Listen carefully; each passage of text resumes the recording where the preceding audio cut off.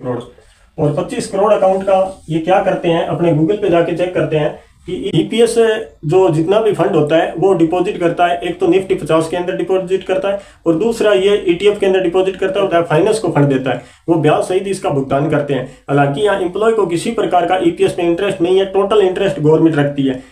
1 अप्रैल 2024 तक की बात ईटीएफ का, क्योंकि 9% का रिटर्न है, इसके अंदर इन्होंने लगभग 6% रख दिया। और यहाँ सुप्रीम कोर्ट के अंदर क्या भेज रहे हैं कि हमारे पास फंड भी नहीं है इनको देने के लिए। तो एक प्रकार का स्कैम ही है। और दूसरा इसके अंदर क्या सिस्टम है, क्यों यहाँ पे सुप्रीम कोर्ट में जाए, सुप्रीम कोर्ट कभी भी किसी पे कार्रवाई नहीं कर सकती, वो नोटिस दे सकती है वेस्ट अफ्रीका को। क्यों दे सकती है, क्योंकि सुप्रीम कोर्ट राष्ट्रपति के अंडर में है और राष्ट्रपति को चुनने का अधिकार सिर्फ एमपी और एमएलए को है। नमस्कार दोस्तों, सभी को प्रणाम। आज हम बात करेंगे ईपीएस 95। ईपीएस 95 पे 17 अक्टूबर को नागपुर के अंदर एक आंदोलन किया जा रहा है। वो आंदोलन क्यों किया जा रहा है उसके बारे में भी चर्चा करेंगे। और दूसरी चीज, इसके अंदर 2 सिफारिश थी, एक तो भगत सिंह की सिफारिश, एक आरसी गुप्ता की। उन दोनों के बारे में आपको विस्तार से बताया जाएगा। और प्लस ईपीएस के अंदर हम 1995 से लेके आज तक का देखेंगे, क्यों इसके अंदर आंदोलन होते हैं। और जो नई यंग जनरेशन है जो अभी अपने ईपीएस के अंदर 8.33 सैलरी का हिस्सा दे रहे हैं, वो आने वाले टाइम में कितना प्रॉफिट होगा। क्योंकि इन आंदोलन को देखने के बाद में आपको बिल्कुल स्पष्ट हो जाएगा कि ईपीएस भी एक प्रकार का गवर्नमेंट खुद इस स्कैम कर रही है। इसको स्कैम क्यों बोलते हैं, क्योंकि इस पे जो सुप्रीम कोर्ट की याचिकाएं थी, एक तो 1 सितंबर 2022 को याचिका थी, उसके बारे में चर्चा करेंगे। और एक इससे पहले 2014 के अंदर याचिका थी, जिसको 6 महीने के अंदर यूज करना था कोई फॉर्म को, कि कोई ईपीएस लंबे टाइम अपने पेंशन के लिए योगदान देना चाहता है या उसका विड्रॉल लेना चाहता है, उस पर भी चर्चा करेंगे। तो अपने पहला पॉइंट तो ये अपने देख लेते हैं कि जो ईपीएस 95 है, इसमें एक आंदोलन है वो 17/10/2024 को। ये कहाँ पे है, ये स्थान है संविधान चौक नागपुर के अंदर, 11 बजे से 2 बजे तक। अब इसके अंदर सिफारिश क्या थी कि एक अपने को पता है कि भगत सिंह कोश्यारी समिति की सिफारिश थी, इसके अंदर भी अपने आगे चर्चा करेंगे। दूसरी है आरसी गुप्ता मामले की सुप्रीम कोर्ट के आदेश, ये कब की थी, ये 2014 की थी, 2014 की, इसके बारे में भी चर्चा करेंगे। और तीसरा ये जो 1 सितंबर 2022 को उच्च पेंशन पर अपने उच्च पेंशन के लिए इसने सुप्रीम कोर्ट ने आदेश दिए थे कि जिनका भी बकाया है उनका पूरा भुगतान किया जाए ब्याज समेत, और जो भी उच्च पेंशन है नियम इसमें भी लागू किया जाए, वो भी मैं आपको आगे बताऊंगा। और चौथा अपना ईपीएफ अधिकारियों पर कार्रवाई, ये ईपीएफ अधिकारियों पर कार्रवाई क्यों है इसके भी आगे चर्चा करेंगे। और पांचवा इसमें था केंद्रीय सरकारी ईपीएस को भी दिया जाए, यानी कि जो केंद्रीय सरकारी अपने रिटायर होते हैं उनको पेंशन के साथ साथ मेडिकल और अन्य प्रॉफिट डीए वगैरह दिया जाता है, महंगाई भत्ता, उसी प्रकार से अपने जो ईपीएस में थे उनको भी दिया जाए। अब गवर्नमेंट का एक यहाँ पे समझने वाला स्कीम क्या है कि गवर्नमेंट कर्मचारी है उनका तो पेंशन बंद कर रही है और प्राइवेट वालों को बोल रही है आप इसमें योगदान दो, हम आपको देंगे। लेकिन ऐसा कोई सिस्टम नहीं है। ईपीएस से एक प्रकार से देखें ना तो मिनिमम 1000 और 7500 वाला ये पूरा एकदम फ्रॉड है। क्यों फ्रॉड है, क्योंकि आगे इसकी चर्चा मैं वीडियो के माध्यम से पूरा आपको बताऊंगा। ये इसमें पहला आता है जो भगत सिंह कोश्यारी समिति सिफारिश को जल्द से जल्द लागू किया जाए। इसके अंदर ये कब हुआ था, ये 2013 के अंदर हुआ था। ये किसके अधिकतर हुए थे, तो इसके अध्यक्ष थे।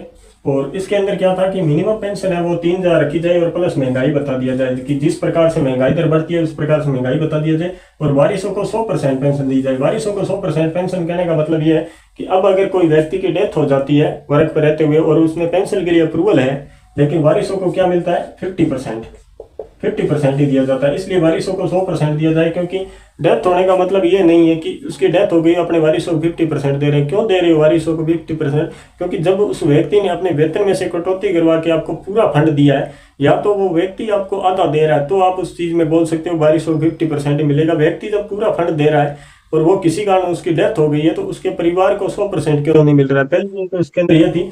दूसरा इसमें तो मुफ्त चिकित्सालय, मुफ्त चिकित्सा ये था क्योंकि अपने को पता है इसमें ईएसआई करती है। ईएसआई कितनी करती है, ईएसआई अपनी सैलरी की 0.75% हर मंथ के हिसाब से करती है, हर महीने के हिसाब से। जैसे अभी वेज रेट यहाँ पे 17,400 है तो इसका ईएसआई 0.75% निकलेगा। 0.75% निकाले लगभग 150 रुपए के समथिंग उसकी हर महीने ईएसआई करती है। चाहे आप 30 साल करो, 40 साल, 35 साल तक जॉब करो, यहाँ पे ईएसआई कटेगी। लेकिन ईएसआई को क्या किया गवर्नमेंट ने, अलग कर दिया है। ईएसआई और गवर्नमेंट हॉस्पिटल को अलग कर दिया है। और पहली बात तो ईएसआई प्राइवेट जॉब जो लिमिटेड कंपनी है वो ना ही तो कोई ईएसआई नंबर देती है और ना ही कोई ईएसआई कार्ड देती है, उसकी वजह से उसको किसी प्रकार की सुविधा नहीं मिल रही है। तीसरी चीज इसके अंदर थी ये वारिसों को 100% और मुफ्त चिकित्सालय दे दिया। इसमें अध्यक्ष तो अनिल वाजपेयी थे। इन्होंने 2013 के अंदर फिर गवर्नमेंट ने ये नहीं मानी। उस टाइम कांग्रेस की गवर्नमेंट थी, कांग्रेस सरकार थी और मनमोहन सिंह प्रधानमंत्री थे। इन्होंने ना मानी तो 2014 के अंदर एक सुप्रीम कोर्ट को केस लगा था जो आरसी गुप्ता के नाम से अपने को पता है, उस पर आगे थोड़ी चर्चा करते हैं। हम अपने ईपीएस 95 के बारे में देखेंगे। ये लागू हुई थी, उस टाइम पीएम थे नरसिम्हा राव, और इसके अंदर 1995 में अधिकतम जो सिस्टम रखा था ना 95 के अंदर, वो अधिकतम 5,000 रुपये था कि मिनिमम वो 1,000 और अधिकतम 5,000 रुपये। फिर 96 के अंदर इन्होंने इसके अंदर थोड़ा बदलाव करके 8.33% सैलरी की, जो इसकी व्यक्ति की 15,000 रुपये सैलरी है, 15,000 तक का फॉर्मेट इन्होंने रखा था, और 8.33% फिक्स कर दिया कि 8.33% यानी 1250 रुपये देने पड़ेंगे हर कर्मचारी को, ये फिक्स कर दिया था। फिर 2001 के अंदर इन्होंने संशोधन करके इस पर मांग उठी तो 6500 रुपये अधिकतम रख दिया, और मिनिमम वही 1,000 रुपये इन्होंने रखा था। उसके बाद में 2014 के अंदर इन्होंने जो सुप्रीम कोर्ट के अंदर दरखास्त लगी थी 2014 में, वो आरसी गुप्ता वाले में उसमें लगी थी, उसके अंदर क्या कहा था कि 1 सितंबर 2014 से पहले जो भी व्यक्ति है उनको डबल पेंशन का भुगतान किया जाएगा। डबल पेंशन का कहने का मतलब जिस व्यक्ति की मिनिमम 1,000 रुपये हो रही है उस व्यक्ति को 2,000 तक का प्रॉफिट दिया जाएगा, और जिस व्यक्ति की 7500 मैक्सिमम हो रही है उस व्यक्ति को 15,000 के हिसाब से भुगतान किया जाएगा। ये महंगाई भत्ते के दर पर लागू थी, लेकिन इसको क्या किया, इसमें एक रीजन और जोड़ा गया था कि 1 सितंबर 2014 के बाद जो भी रिटायर होगा उनसे पहले ये पूछा जाएगा, जब भी वो जॉब करेगा तो उनसे ये पूछा जाएगा कि आप लॉन्ग टाइम तक कार्य करके पेंशन का लाभ उठाना चाहते हो या नहीं चाहते हो। अगर नहीं चाहते हो तो उनका विड्रॉल दिया जाएगा। हालांकि सुप्रीम कोर्ट के अंदर ये फैसला हो चुका था, लेकिन सुप्रीम कोर्ट ने जब न्यायालय के अंदर, न्यायालय से इनको अपने वेस्ट पीका के अंदर जब भेजा गया तो वेस्ट पीका के अंदर वो पेंडिंग रख दिया गया और किसी प्रकार से सुनवाई नहीं हुई है। 1 सितंबर 2014 के बाद के उच्च पेंशन की शुरुआत की जाएगी। उस टाइम इन्होंने फॉर्मेट के अंदर दे दिया गवर्नमेंट ने न्यायालय को कि हम उच्च पेंशन की शुरुआत करेंगे, लेकिन उच्च पेंशन चलते चलते ये 2024 आ चुका है। फिर एक बार इन्होंने सुप्रीम कोर्ट के अंदर 4 नवंबर 2022 को फैसला आया था, 2021 में ये लगवाया था, 2022 में जाते फैसला आया था।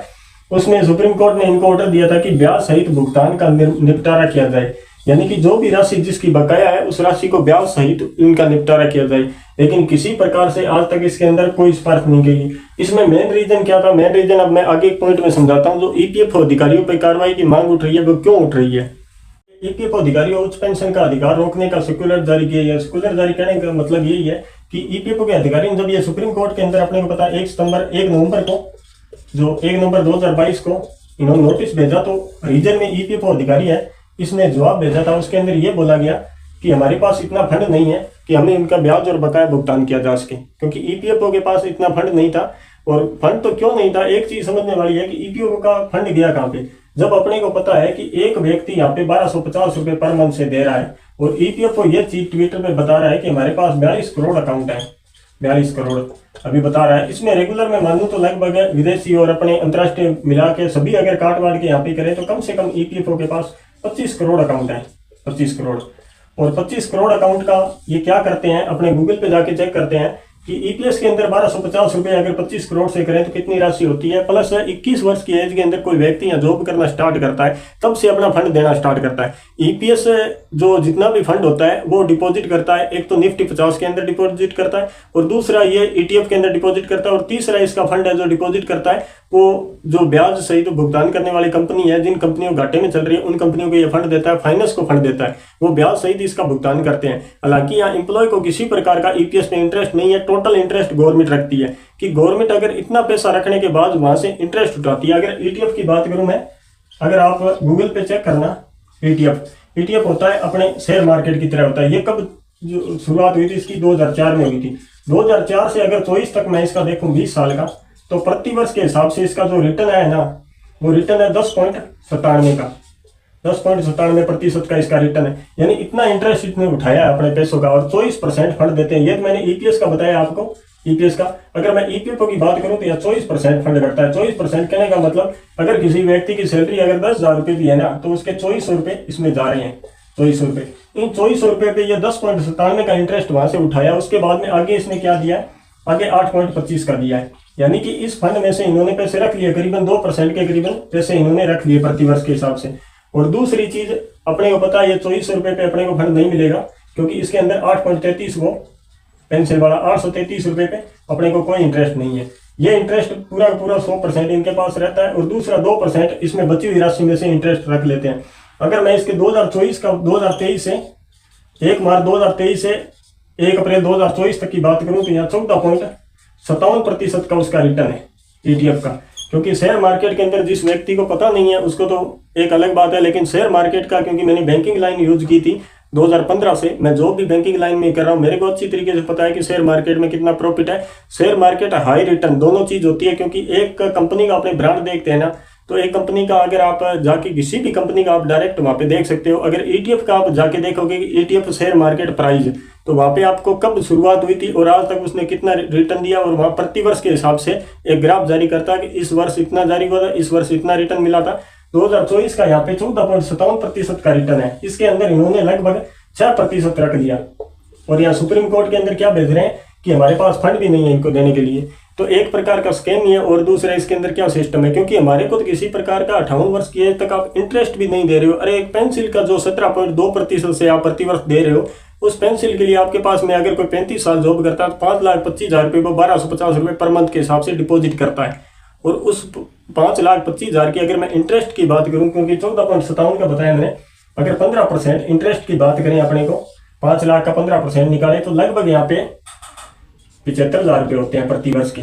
अब गवर्नमेंट क्या देती है, गवर्नमेंट जो 7500 रुपये देती है ना आपको, ये देती है अपने 5,25,000 का आप यहाँ पे 17.2% निकालोगे तो एक वर्ष का यहाँ पे निकलेगा। एक वर्ष के अंदर 90,000 रुपये निकलेंगे यहाँ पे, ये टोटल 90,000 रुपये। 90,000 रुपये, अब 90,000 को ये 12 के अंदर डिवाइड कर देंगे। यहाँ पे 12 के अंदर डिवाइड करने के बाद में ये 7500 रुपये आ जाएंगे। अब यहाँ पे 7500 रुपये ये आ गए, लेकिन अगर मैं इसका रिटर्न की बात करूँ 15%, आपके 5,25,000 कटने के बाद में 58 साल के बाद में भी अगर गवर्नमेंट इसको डिपॉजिट करती है तो 75,000 रुपये उसका इंटरेस्ट बनता है, 75,000 रुपये। तो गवर्नमेंट को खाली 15,000 रुपये प्रतिवर्ष के हिसाब से देने, यानी कि एक महीने का अगर माने तो 15,000 रुपये महीने के अंदर करें तो 1,200 या 1,300 रुपये उसको अलग देने पड़ते हैं, क्योंकि बाकी तो उसका पैसे का इंटरेस्ट ही आ जाता है। तो गवर्नमेंट कहाँ दे रही है इस चीज के अंदर, गवर्नमेंट बोल रही है हमारे पास फंड ही नहीं है, तो काटना कोई जरूरी थोड़ी। और 1 नवंबर मैंने आपको बताया था, जो 1 सितंबर 2014 से सुप्रीम कोर्ट ने यह बोला था कि अगर आप उच्च पेंशन की सुविधा नहीं दे सकते तो 1 सितंबर 2014 के बाद में जो भी कर्मचारी इसके अंदर योगदान देगा उनको पहले ये पूछना जरूरी है कि ये सिस्टम है हमारा, इसके अंदर लॉन्ग टाइम काम करोगे तो इतनी पेंशन मिलेगी। अगर कोई इच्छुक होगा तो वो योगदान देगा, अगर इच्छुक नहीं होगा तो वो योगदान अगर नहीं देना चाहे तो अपना नहीं दे सकता है। ये एक आप फार्म जारी करोगे, और EPFO ने आज तक किसी भी प्रकार से कोई ऐसा फार्म जारी नहीं किया है। इन्होंने तो ये साफ बोला है कि 9 साल 6 महीने होते ही हम आपको पेंशन के अंदर ऑटोमेटिक डिवाइड कर देंगे, फिर आपको EPS की राशि नहीं मिल सकती, आप पेंशन ही उठा सकते हो। और पेंशन वाला मैंने आपको बताया था अभी तक वही सिस्टम पड़ा 8.33% का बिना इंटरेस्ट के, किसी प्रकार का कोई प्रॉफिट नहीं है। जो अपने बुजुर्ग है अभी आंदोलन कर रहे हैं उनको देख लो, और मैं बार बार यही रिक्वेस्ट करता हूँ, यंग जनरेशन है जिसके 10 साल पूरे नहीं हुए हैं, उनको पेंशन के लिए बिल्कुल ही फंड में मत जाना, क्योंकि लॉन्ग टाइम में आपको किसी प्रकार का प्रॉफिट नहीं है। आप 2 महीने बेरोजगार रह जाओगे, कुछ नहीं होगा। या ऐसी संस्था में काम कर लो जहाँ EPF का अधिनियम लागू नहीं होता है, और 2 महीने बाद में आप जहाँ चाहो एक बार उस फंड को उठा लो, फिर दोबारा आप नए UNA के साथ जनरेट हो जाओ, कोई प्रॉब्लम नहीं है। वहाँ पे आपको लॉन्ग टाइम कार्य करोगे तो ये टोटल पैसा यहाँ डूब जाएगा। टोटल पैसा डूबने का मैंने पहले ही आपको बताया था, अगर आप 9 साल 5 महीने करते हो तो यहाँ पे 1,41,250 रुपये होते हैं। और यही रकम अगर आप यही पैसे को अगर मैं 58 साल की एज के अंदर कन्वर्ट करूँ इंटरेस्ट के बाद में तो 10 लाख रुपए होते हैं, जो मैंने पिछले वीडियो में पूरा एकदम विस्तार से बताया था इस चीज का। अगर 10 लाख रुपये आप यहाँ पे इंटरेस्ट भी उठाओगे ना तो 1 लाख रुपए प्रतिवर्ष के हिसाब से आपका इंटरेस्ट आएगा। 1 लाख को गवर्नमेंट यहाँ आपको ज्यादा से ज्यादा 35 साल जॉब करने पे 90,000 रुपये साल में दे रही है, और यहाँ सिर्फ 9 साल 5 महीने का आप डिपॉजिट कराओगे तो भी आपको लगभग 8,000 रुपये के समथिंग यहाँ पे पेंशन इंटरेस्ट उठा सकते हो इस पैसे का। दूसरा इसमें प्रॉफिट क्या है, अगर आप बैंक में डिपॉजिट कराओगे तो ये प्रॉफिट है कि जब तक आप इसका इंटरेस्ट उठाना चाहते हो उठाओगे, उसके बाद में ये आपके परिवार को पूरा फंड मिल जाएगा। तीसरा इसमें यह है कि आप कहीं पे भी घूमना फिरने की जरूरत नहीं है, क्योंकि गवर्नमेंट जो बैंक में डिपॉजिट करवाते हैं उसके लिए अपने को बार बार कोई नहीं बुलाता है, ना कोई वहाँ पे आधार फेस वैल्यू चाहिए, ना कोई हर वर्ष इनका कोई और सिस्टम चाहिए। चलते चलते पेंशन बंद कर देते हैं। कई बुजुर्ग व्यक्ति ऐसे हैं रिटायर फॉर्म लेके बैठे हैं, उनकी अभी तक पेंशन नहीं आ रही। और गवर्नमेंट ने जो मिनिमम 1,000 का कर रखा है कि हम मिनिमम 1,000 देते हैं। मेरे पास ऐसे कई कॉल आ चुके हैं, किसी व्यक्ति की 700 रुपये आ रही है, किसी व्यक्ति की 800 रुपये आ रही है, किसी व्यक्ति की 850 रुपये आ रही है। ऐसे पेंशन मिनिमम वाला कोई सिस्टम नहीं है।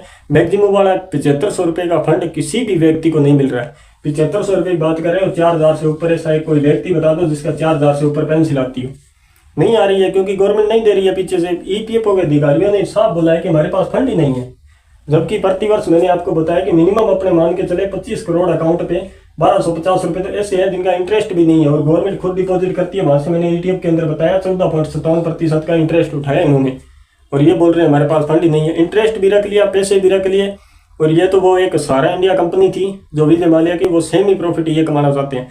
यहाँ पे सुप्रीम कोर्ट में जाए, सुप्रीम कोर्ट कभी भी किसी पे कार्रवाई नहीं कर सकती, वो नोटिस दे सकती है वेस्टफिका को। क्यों दे सकती है? क्योंकि सुप्रीम कोर्ट राष्ट्रपति के अंडर में है और राष्ट्रपति को चुनने का अधिकार सिर्फ MP और MLA को है।